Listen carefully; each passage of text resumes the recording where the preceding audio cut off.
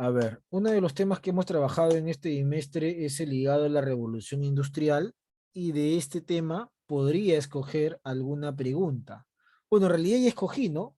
Porque el examen ya está hecho para supuestamente hoy día. Y de repente por ahí he incluido una pregunta sobre revolución industrial. Entonces recuerda que la revolución industrial es un proceso de transformación, básicamente, de la materia prima como el hierro a convertirlo en una manufactura como un acorazado y del algodón en una manufactura como un uniforme, ¿no? Esta revolución no hubiese sido posible sin las máquinas, ¿no? Y sin la participación del obrero, ¿no? Lo que se va a empezar a llamar proletario. La primera revolución industrial se origina ¿en qué siglo? Mano levantada, por ahí.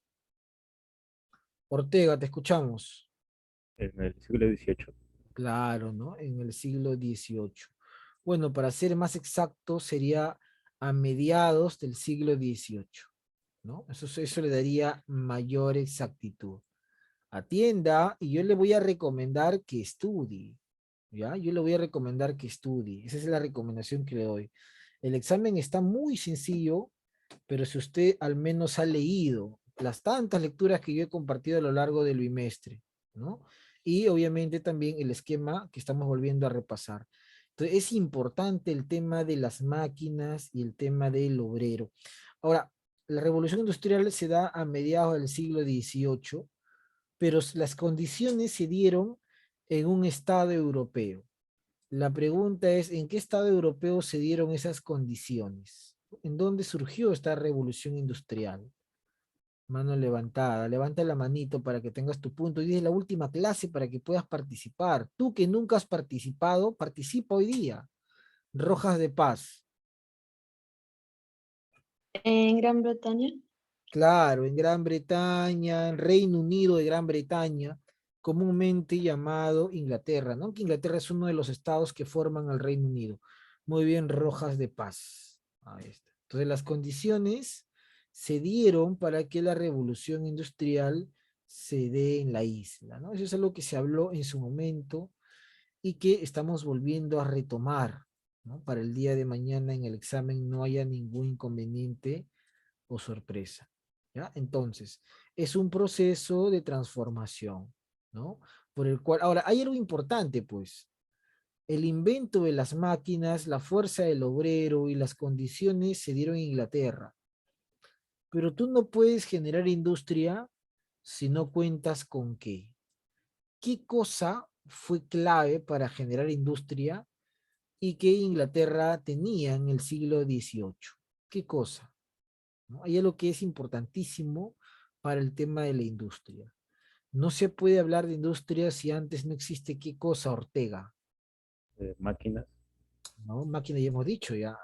Las máquinas no funcionan solas. ¿Qué necesitan las máquinas? ¿No?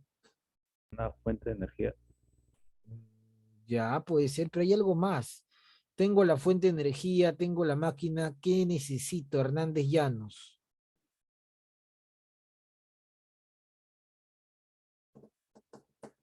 Hernández La Llanos. mano de obra. No, ya está la mano de obra también. Tengo la mano de obra. ¿Qué necesito? ¿Qué tengo?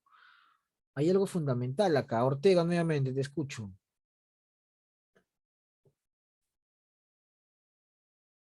Bueno, no se olviden que para que se desarrolle industria se requiere materia prima, ¿no?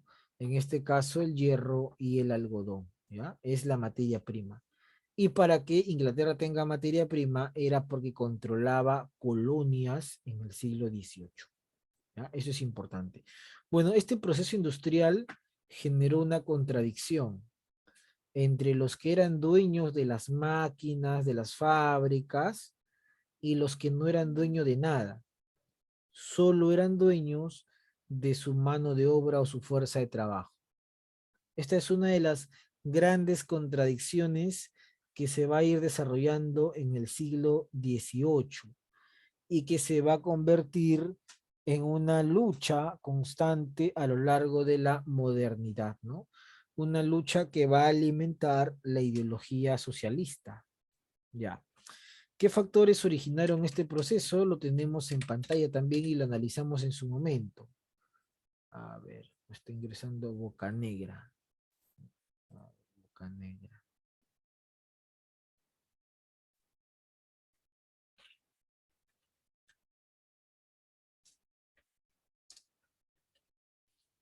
Ya, entonces, ¿qué factores originaron este proceso? Ahí están los factores, ¿no? Profesor, uno de los factores claves es el crecimiento demográfico, pero anterior a eso fue la revolución agrícola. Los campos que eran abiertos y que servían para la crianza de ganado, donde los campesinos de manera libre lo trabajaban, pasaron a convertirse en campos cerrados, o mejor dicho, pasaron a ser propiedad privada. Y esa propiedad privada fue altamente trabajada, fue impulsada, se le dio un mayor valor, ¿no? Y a raíz de impulsar la productividad de esas tierras, se generó o se fueron generando las condiciones para una mayor productividad. Si hay mayor producción, hay un incremento demográfico importante, ¿no? ¿Por qué el crecimiento demográfico? Porque si hay producción, mejora la alimentación, pues. Si mejora la alimentación, los niños se hacen mucho más fuertes a las enfermedades, ¿no? Y las mujeres van a tener un embarazo sin complicaciones, dando como resultado el desarrollo importante o el aumento importante de la población, ¿no? Eso es fundamental, ¿no? Ahí está. Entonces, eso es un factor que contribuyó al desarrollo industrial.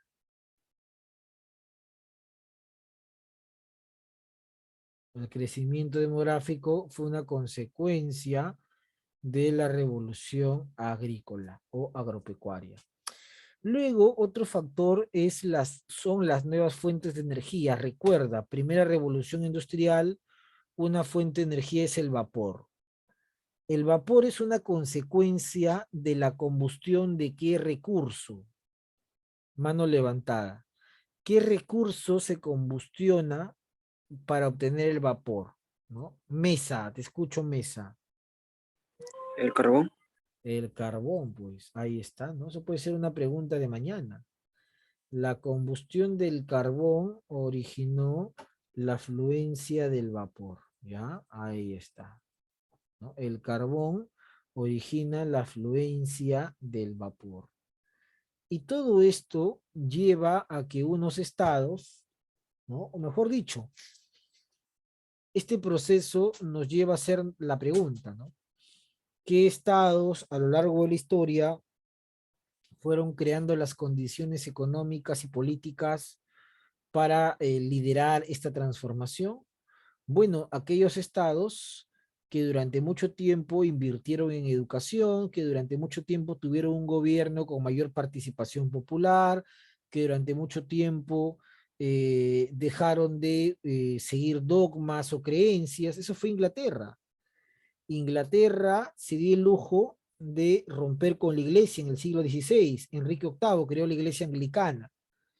Posteriormente ejecutaron a un rey, a Carlos, ¿no? Carlos I fue ejecutado y asumió el poder Oliverio Cromwell, ¿no? O sea, la Revolución Francesa del siglo XVIII se había dado en Inglaterra 100 años antes, por lo menos, ¿no? O sea, los ingleses se liberaron de ese yugo absolutista y pudieron crear las condiciones para acumular capitales, ¿no? Eso es lo importante. Cuando en una familia, los miembros de una familia o de una empresa tienen bien claro sus objetivos, la situación avanza, ¿no? Pero si no tienen bien claros sus objetivos, la situación no tiende a avanzar, ¿no? Ahí está el tema de factores que originan la primera revolución industrial. E Inglaterra, con las condiciones políticas y económicas, acumuló capital sumado a que controlaba colonias en todo el mundo. Bueno, los primeros inventos se van a ver en la parte textil, ¿ya? Los primeros inventos se van a ver en la parte textil, ¿no? porque era lo que se necesitaba en la época y era lo que permitía transformar o transformarlo en una manufactura, ¿no? Las primeras máquinas están ligadas a este sector. Recuerda eso, ¿ah? Si pregunto también eso en el examen, ¿no?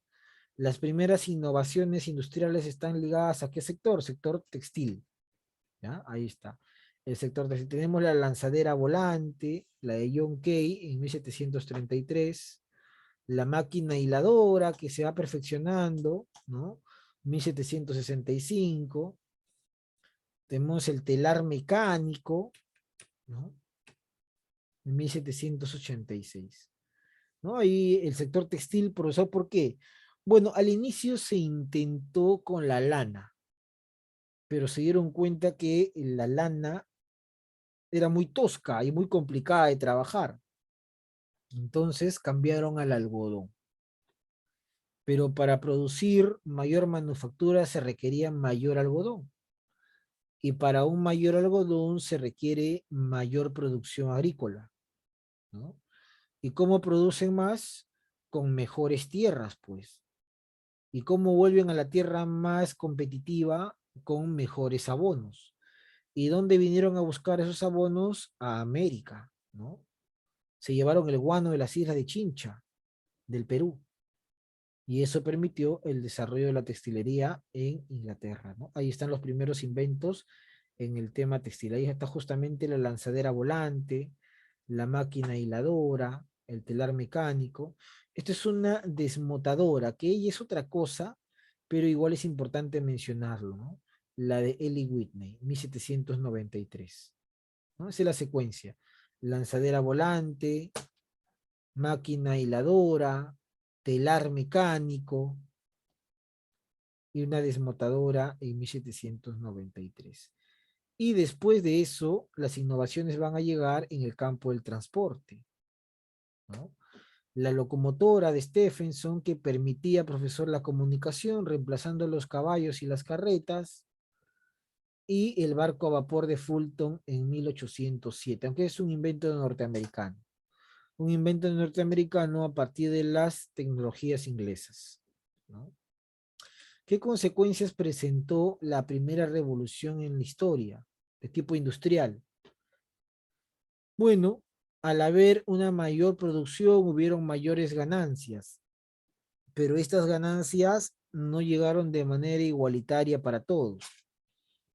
Solamente llegaron para los sectores que eran propietarios, ¿no? Las clases burguesas. Entonces, la antagonía social se fue haciendo cada vez más fuerte, ¿no? Surgen clases antagónicas, los que no tienen y los que tienen, ¿ya? La burguesía se afianzó como un sector dominante, dueños de fábricas, de industrias, mientras que los obreros, el sector que trabajaba, que transformaba, pero su salario era miserable, ¿no? Y las condiciones de su trabajo, de su vida, eran cada vez paupérrimas. Eso lo vimos en un video que yo les mostré, recuerdo en clase, cómo eran las condiciones durante la etapa industrial, ¿no? Y ustedes veían que hasta los niños participaban del trabajo en las fábricas y muchos terminaban lamentablemente muertos debido al constante abuso o explotación. Gran concentración urbana, cada vez el campo va a dejar de ser el espacio de acción y las migraciones llevan al hombre a la ciudad, ¿no? En la Inglaterra del siglo XVIII y XIX, las fábricas abundaban por toda la costa, lo que generaba una gran concentración de población y por ende también una gran contaminación. Bueno, empezaron las búsquedas de recursos a gran escala, como por ejemplo el guano en América.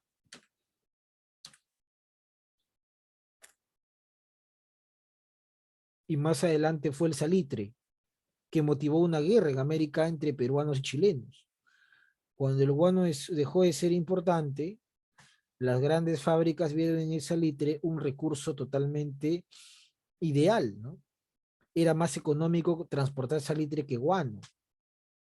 E incluso el salitre no solo servía para la agricultura, servía para el tema de las armas. Se podría fabricar pólvora a partir del salitre, ¿no? Entonces tenía varios usos. ¿Y dónde había salitre? En Perú, Bolivia y Chile. Eso generó una guerra, ¿no? Donde claramente Chile contó con el apoyo de Inglaterra.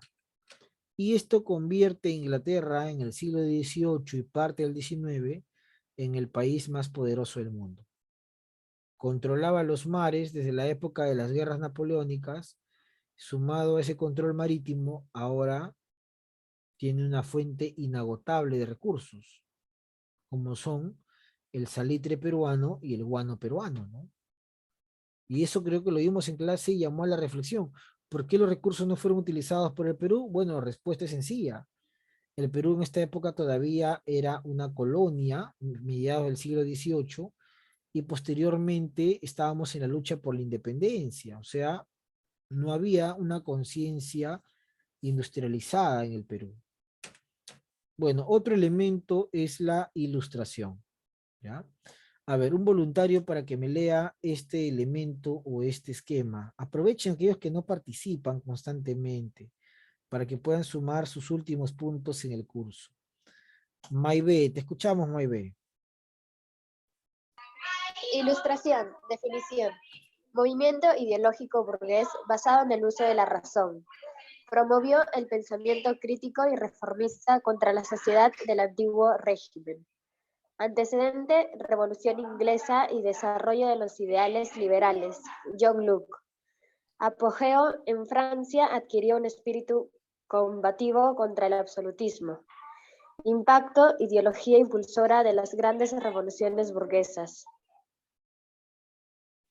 Muy bien, Maybe. Tenemos entonces en pantalla el esquema de la ilustración, ¿no? La ilustración, podría preguntar yo, ¿es un movimiento propio de qué siglo? La respuesta es sencilla, ¿no? La ilustración es un movimiento ¿de qué siglo? A ver, mano levantada. ¿De qué siglo? Mesa, te escucho. Del siglo XVIII. Claro. La ilustración es un movimiento típico del siglo XVIII. Y el siglo XVIII, a su vez, se le llama el siglo de las luces, ¿no? Era un movimiento básicamente burgués, ¿no? Porque el pueblo llano, que estaba conformado por pastores, campesinos, artesanos, no tuvieron acceso a la educación. La ilustración es un movimiento que nace de hombres ilustrados. Se llama ilustración porque son los ilustrados, es decir, los hombres que han tenido educación, pero una educación crítica, los que están dispuestos a transformar su realidad, ¿no? Están dispuestos a conocer y transformar su realidad. Y de esa manera, este movimiento va a impulsar esa transformación. Te va a decir, oye, ¿tú crees todavía que el rey es hijo de Dios? ¿Sí o no? No. Entonces, usa tu razón. El rey es un hombre como tú, como yo, ¿no? Un pensamiento racional, un pensamiento crítico, un pensamiento que busca acabar con la sociedad en la que vive, una sociedad del antiguo régimen. Bueno, uno de los primeros hombres que habla sobre este movimiento es John Locke en Inglaterra, padre del empirismo inglés, ¿no? Locke es un defensor del liberalismo, ¿no? Locke es un defensor en realidad de la propiedad, ¿no? Es un defensor de las libertades humanas, es un defensor de los derechos. Locke dice, los hombres acordaron cederle todos sus derechos a un hombre para que los gobierne, ¿no? Con el fin de evitar una anarquía, una lucha de todos contra todos, ¿no? Porque hubo un tiempo donde el hombre luchaba por la supervivencia. Pero entregó todos sus derechos, pero hubieron derechos que nunca entregó, ¿no? Son los derechos innatos, decía Locke, ¿no?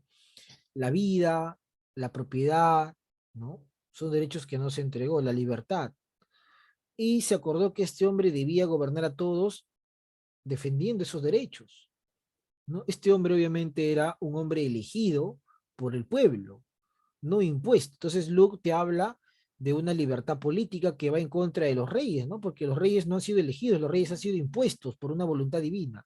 Entonces Luke mete esa idea filosófica a los hombres de Inglaterra y empieza desde ahí a cuestionar a los gobiernos, ¿no? Pero esta idea tuvo bastante éxito en Francia, porque Francia sí vivía una sociedad absolutista con el rey Luis XVI, ¿no? Entonces esta ideología burguesa va a ser la que va a impulsar todas las revoluciones que vamos a ver entre el siglo XVIII y XIX en Europa, siendo la más clara la Revolución Francesa, obviamente. Bueno, características, propuestas, voluntario para que sea con la lectura. Ramírez, te escuchamos, Ramírez. Características: liberalismo, teoría del buen salvaje, primacía de la razón, espíritu crítico, optimismo, fe en el progreso, utili, utili- utilitarismo del conocimiento. Las propuestas liberales: división de los poderes, igualdad ante la ley, respeto por los derechos naturales, librecambismo laico. Representantes de la Ilustración: Montesquieu planteó la división de los poderes del Estado en el espíritu de las leyes. Voltaire, mayor crítico del antiguo régimen, autor de El Candido, Cartas filosóficas, etc. Rousseau, teórico de la soberanía popular, autor del contrato social. Y Quesnay, creador de la fisocracia, autor de la tabla económica. Muy bien, Ramírez. Ahí está entonces algunas características y representantes de la Ilustración. Pero entonces por acá, Ramírez. ¿No? ¿Qué características tenemos, profesor, y qué representantes son los que más destacan? Liberalismo lo hemos explicado, ¿no? La Ilustración defiende la libertad como un derecho inalienable, como un derecho inherente al hombre. La libertad de poder elegir, pero también de ser elegido, ¿no? De poder elegir a sus propios representantes y de llegar a ocupar ese cargo. Liberalismo, liberalismo en el mercado, ¿no? Adam Smith es un representante de este periodo, el padre de la economía moderna. Liberalismo en poder intervenir o decidir de una manera libre en los asuntos económicos sin que el rey o la nobleza establezca reglas. Bueno, la teoría del buen salvaje hace referencia a la idea de que el hombre en su estado natural es bueno, ¿no? El hombre en su estado natural es bueno, decía Rousseau. El hombre es bueno. Sin embargo, ha sido corrompido por la sociedad, ¿no? Puede ser el buen salvaje. ¿Por qué el buen salvaje? Porque en esos años se veía mucho a los hombres en América. A los hombres americanos, en su estado natural, decían los filósofos, eran buenos, pero la sociedad los corrompió, ¿no? Fue la sociedad la que los volvió delincuentes, asesinos, pillos, ¿no? Ningún bebé nace haciendo el mal o pensando en el mal, ¿no? Todos son buenos. Es su entorno social quien de alguna u otra manera influye en su comportamiento. Primacía de la razón por encima de la fe, por supuesto, ¿no?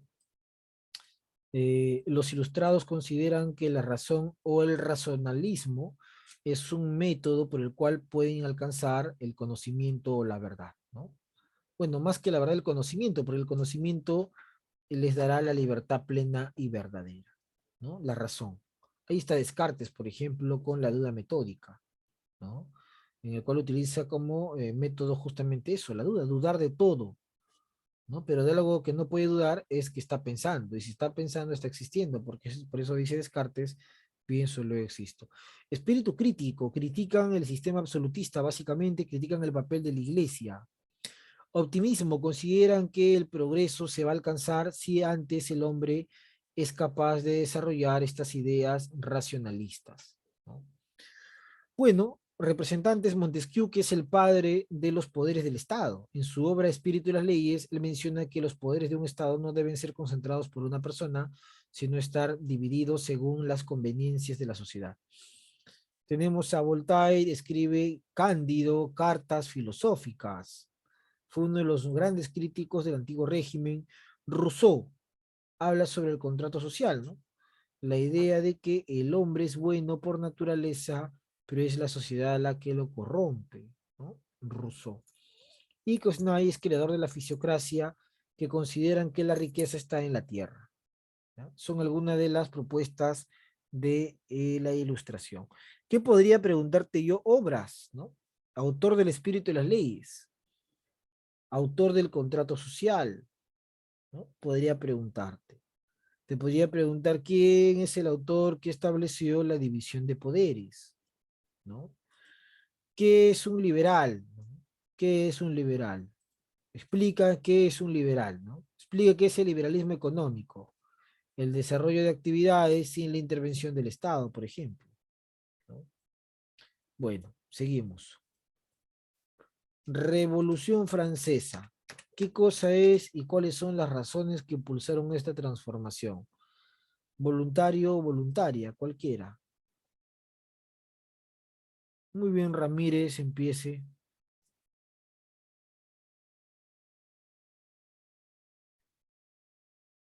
Revolución Francesa. ¿Qué es? Proceso de insurrección contra el antiguo régimen representado en la figura del rey Luis 16. VI de la dinastía Borbón, dirigido por el tercer estado, burguesía y pueblo, como una respuesta a la crisis política, económica y sociocultural desarrollada en Francia del siglo XVIII. Causas: política, crisis del sistema absolutista y feudal. Económica, derroche en las guerras de los 7 años, apoyo a las 13 colonias y crisis agraria del 1788. Social, desigualdad entre los estamentos, nobleza 2.5%, clero 2.5%, el tercer estado 95%. Cultural, influencia de la Ilustración y la independencia de las 13 colonias. Muy bien, Ramírez. Ahí está entonces la Revolución Francesa. Vamos a ir por acá. Ramírez Sergio. La Revolución Francesa es un proceso propio también del siglo XVIII. Y yo podría preguntar, ¿no? ¿Quién impulsó la revolución? La burguesía. Pero ¿a quién necesitó la burguesía para hacer todos los cambios? Al pueblo. Sin el pueblo, sin la participación del pueblo, la revolución no hubiese sido un triunfo, ¿no? Razones. Había una crisis política producto del poder que tenía Luis XVI, pero era un poder básicamente feudal, y la burguesía francesa quería romper con ese poder feudal, ¿no? A nivel económico hay una crisis agraria, producto de que todavía Francia, al ser feudal, depende de la agricultura, y ante malas cosechas la crisis se agudiza. A nivel social hay una desigualdad entre los distintos estamentos, y a nivel cultural la idea que es el motor que ejerce influencia es la Ilustración, ¿no? Esa es la idea clave. Etapas de la Revolución Francesa, y lo analizamos también en su momento. Una etapa monárquica, que es en la cual el pueblo se levanta contra el poder del rey. Una etapa republicana, en la cual los representantes de la burguesía llegan al poder, y una etapa imperial que coincide con Napoleón Bonaparte, ¿no? Siglo XVIII y siglo XIX. Dentro de la etapa monárquica tenemos algunos acontecimientos, ¿no? Que básicamente son 4. Y de ahí podría preguntar alguno de ellos. ¿Qué sucedió en los estados generales? ¿Qué sucedió en la Asamblea Nacional? ¿Qué sucedió en tal y por cual, no? A ver, voluntario para que me lea etapa monárquica, ¿no? Y aparezca el esquema, o lea el esquema en realidad. Rivas, te escuchamos, Rivas. Etapa monárquica. 1789. Estados Generales. Convocada por el rey Luis XVI. Objetivo: solucionar la crisis económica. Hechos: problemas en la votación, separación del tercer estado. Asamblea Nacional. Convocado por el tercer estado. Juramento del Salón de la Pelota. 1789. 1791. Asamblea Constituyente. Toma de la Bastilla 14 de julio. Declaración Universal de los Derechos del Hombre y el Ciudadano. Constitución de 1791. 1792. Asamblea Legislativa. Declaración de guerra a Austria y Prusia. Asalto al Palacio de las Tullerías. Muy bien, Rivas. Ahí está entonces, Rivas Yerilín. A ver. Profesor, la etapa monárquica empieza y yo puedo preguntar, ¿qué rey convoca a los Estados Generales? Respuesta Luis XVI. ¿Cuál es el objetivo de esta asamblea llamada Estados Generales? Que los tres estamentos, el tercer estado, el pueblo y los burgueses, el segundo estado, nobleza y tercer estado, rey y clero, se reúnan para solucionar la crisis económica, ¿no? Y el primer paso fue someter a votación las reformas, aunque en esta votación igual perdería siempre el tercer estado. Por eso es que el tercer estado se separa y forma la Asamblea Nacional, que justamente es convocada por burgueses y el pueblo llano. Mientras estaba dando la Asamblea Nacional, se produce el juramento del Salón de la Pelota. Pregunta, mano levantada. Eso puede ser una pregunta de mañana. ¿En qué consistió el juramento del Salón de la Pelota? A ver, mano levantada. ¿En qué consideró o en qué consistió ese juramento? ¿A qué hace referencia ese juramento del Salón de la Pelota? Te puedo colocar, ¿no? Explica el juramento del Salón de la Pelota. A ver, mano levantada.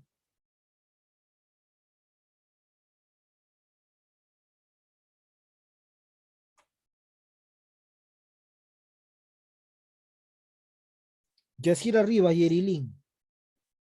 Era un compromiso de unión para que no se separen hasta tener Ya, una constitución. eso está mejor. Muy bien. Correcto, Yerilín, ¿no? No separarse hasta crear una constitución política para Francia. Ese era el juramento del Salón de la Pelota. Escuchen, ¿ah? Después mañana van a tener complicaciones. Ese era el juramento del Salón de la Pelota. No separar hasta crear una constitución para Francia. Bueno, ese juramento se hizo efecto cuando los otros estados se unieron al tercer estado y formaron la Asamblea Constituyente. Justamente se llama constituyente porque se acuerda una constitución para Francia, la primera, ¿no? Y fue justamente esa Asamblea Constituyente la que declaró los derechos universales del hombre y del ciudadano. Asimismo, mientras estaban reunidos, se produjo la toma de la Bastilla, ¿no? El 14 de julio. Y ya para 1792, ¿no? Las potencias vecinas se alarmaron ante la situación de Francia y decidieron, esta asamblea constituyente decidió convocar a una asamblea legislativa, ¿no? A un congreso, prácticamente. Y este congreso será el que sea a cargo de los conflictos internos. El rey intenta escapar con su familia, disfrazado de campesino, y por otro lado las potencias se preparan para invadir Francia y castigar a los revolucionarios, ¿no? Bueno, dentro de este acontecimiento se produce el palacio o el asalto al Palacio de las Tullerías, que en realidad era una prisión que representaba, o un símbolo que representaba el antiguo régimen contra el cual el pueblo francés quería luchar. Dentro de la revolución hay una etapa que se llama convención, que yo también podría preguntar. ¿Qué es lo más importante de la convención? Bueno, voluntario, voluntaria para que lea esta parte. Convención. Ronaldo, te escucho, Ronaldo. Convención. Dirigen jacobinos. Muerte del rey Luis XVI. Se crea la Primera República. Se forman coaliciones externas contra Francia. Oposición de los emigrados. Partidarios del absolutismo. Rebelión campesina de la Vende, incitada por nobles y clérigos, y contraria a la revolución burguesa. Muy bien, Ronaldo, excelente. La convención entonces es la etapa en la cual el poder político era dirigido por los jacobinos, ¿no? Y estos jacobinos se terminaron por imponer a los girondinos, que era un sector mucho más moderado. Dentro de esta etapa jacobina se va a dar la muerte del rey Luis XVI, guillotinado, y se da la creación de la Primera República. Cuando los estados europeos se enteran de la muerte del rey, deciden invadir Francia, ¿no? Y para eso forman las llamadas coaliciones, ¿no? Y al mismo tiempo existirán también dentro de Francia movimientos campesinos que buscan de alguna u otra manera implantar en Francia un gobierno más cercano a lo que hoy día se le podría llamar el comunismo, ¿no? Y claramente este gobierno no estaba en los planes de los burgueses, porque la revolución francesa en realidad es una revolución burguesa, no es una revolución socialista ni comunista, es una revolución que buscaba eliminar el poder absolutista del rey para crear un Estado con mayor libertad económica, pero que garantice la defensa de la propiedad privada, ¿no? Entonces, y cuando había movimientos que buscaban eliminar la propiedad, también eran exterminados. Y cuando había movimientos que buscaban apoyar al rey o a sus familiares, también eran exterminados. Entonces, la revolución y la convención fue una etapa de violencia, caracterizada por qué? Por la persecución a todo aquel que estaba en contra de la revolución. Muy bien, Ronaldo, ¿ah? Ahí está Ronaldo Aro, el internacional Ronaldo, ¿no? Muy bien. La convención. Ahí está justamente una imagen del rey Luis XVI cuando está siendo guillotinado en la plaza, ¿no? Guillotinado bajo su nombre de pila, ¿no? Ya no era Luis XVI Borbón, simplemente Luis, ¿no? Simplemente Luis. Así murió en la guillotina. Y otro de los elementos es el gobierno del terror, ¿no? El famoso gobierno del terror, ¿ya? El gobierno del terror que se da después de la muerte de Luis XVI y la figura de un abogado, ¿no? Maximilien Robespierre, en cooperación con Danton y Marat.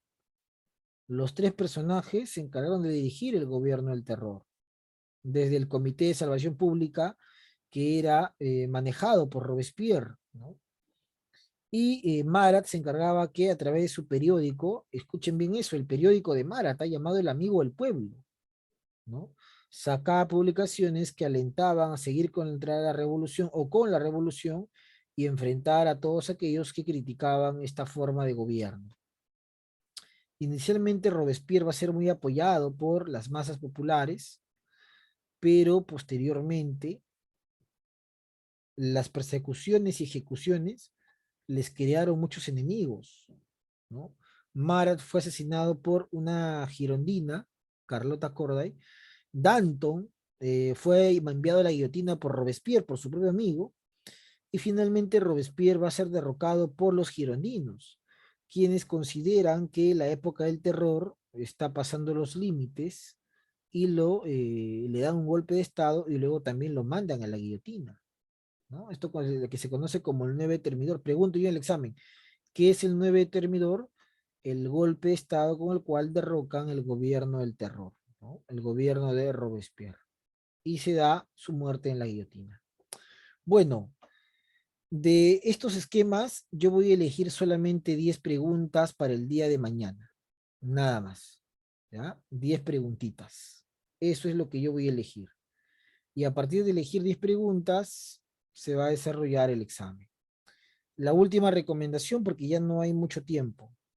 Si tú sabes que no has participado mucho en clase por diferentes razones, no has leído, o eres tímido, o eres tímida, tienes que comunicarte para ver la forma de colocar una nota, porque si no la nota va a ser 0,8.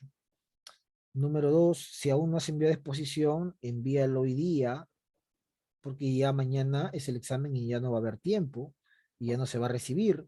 Recuerden que el viernes yo ya no vengo a clase. Y número 3, pues estudia y repasa el material que acabo de examinar junto contigo. Vuélvelo a repasar, vuélvelo a leer nuevamente, las lecturas que te he compartido el tema también léelo, y mañana es el día del examen final, ¿ya? 10 preguntas que incluye historia y geografía y cuya nota es la única que estaría pendiente. Bueno, sin más que decir, yo me estaré retirando hasta mañana. Que tengas un buen miércoles. Saludos.